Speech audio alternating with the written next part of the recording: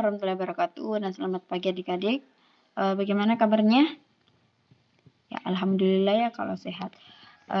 Hari ini kita belajar tentang macam-macam konseling dalam asuhan kebidanan, di mana konseling ini berperan penting dalam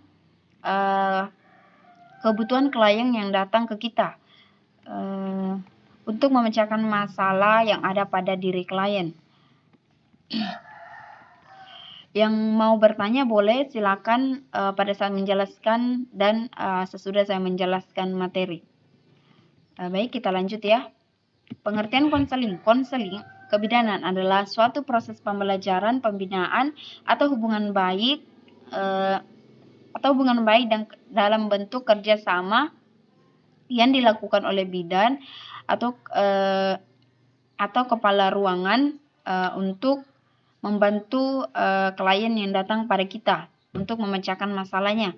Kemudian, tujuan konseling dalam asuhan kebidanan yang pertama, membantu klien memecahkan masalah. Yang kedua, membantu klien yang tadinya berpikir negatif menjadi positif. Yang ketiga, membantu pemenuhan kebutuhan klien. Kemudian, jenis-jenis konseling dalam asuhan kebidanan. Yang pertama, konseling remaja dan kesehatan reproduksi yang meliputi tentang masalah gizi, kurang gizi dan pertumbuhan yang terhambat. Yang kedua, perubahan yang terjadi pada masa pubertas. Yang ketiga, masalah seks dan seksual. Yang keempat itu gaya hidup pada saat pubertas. Yang kedua, konseling ibu hamil.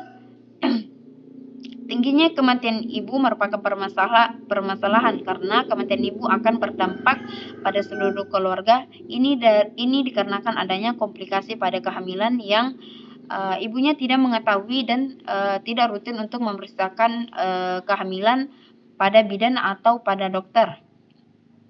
Ketiga, konseling pada ibu bersalin yang meliputi yang pertama, masalah dalam persalinan. Yang kedua, tindakan selama persalinan. Yang ketiga, menganjurkan makan dan minum pada saat ibu tidak nyeri.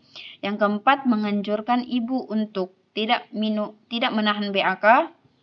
Yang kelima, menganjurkan ibu untuk jalan-jalan apabila ketuban belum pecah.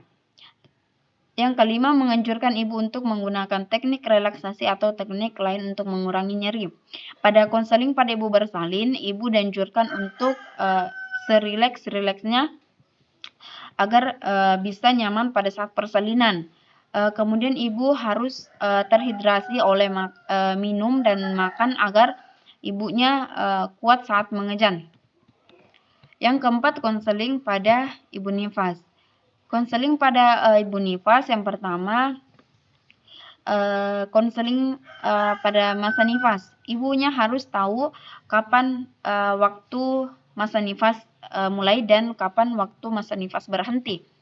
Yang kedua, keluhan umum 1-72 jam masa nifas. Jika dalam 1-72 jam masa nifas, ibu harus memberitahukan atau keluarga memberitahukan pada bidan keluhan pada klien. Yang ketiga, tanda-tanda kegawat masa nifas dan pada ibu.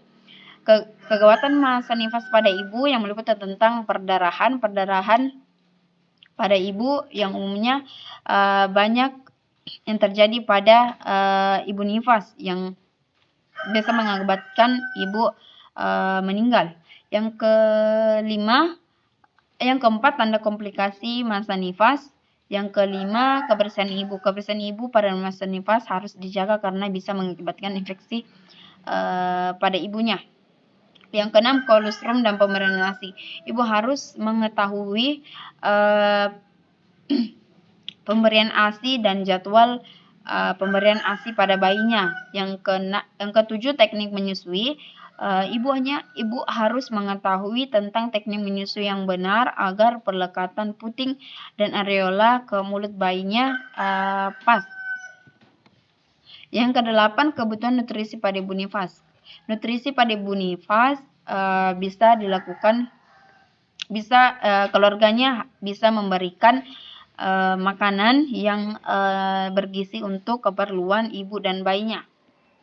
Kemudian konseling dalam ibu bersalin. Konseling dalam konseling dalam menopause. Yang pertama, ibu harus mengetahui kapan seorang wanita itu mengetahui waktu menopausnya. Ada waktu menopause untuk dini dan menopause dini dan di atas usia normal menopause. Kemudian ibu mengetahui tentang ciri-ciri menopause dini dan premenopause. Sekian dari saya tentang materi yang saya bawakan. Ada yang bertanya? Oh iya, yang daerah yang bagian ini ya, yang mana? Iya, yang tentang konseling dan kesehatan reproduksi. Oh iya, perubahan yang terjadi pada remaja pubertas yaitu tentang remaja yang mengetahui apa-apa yang berubah setelah ia menstruasi atau mimpi basah.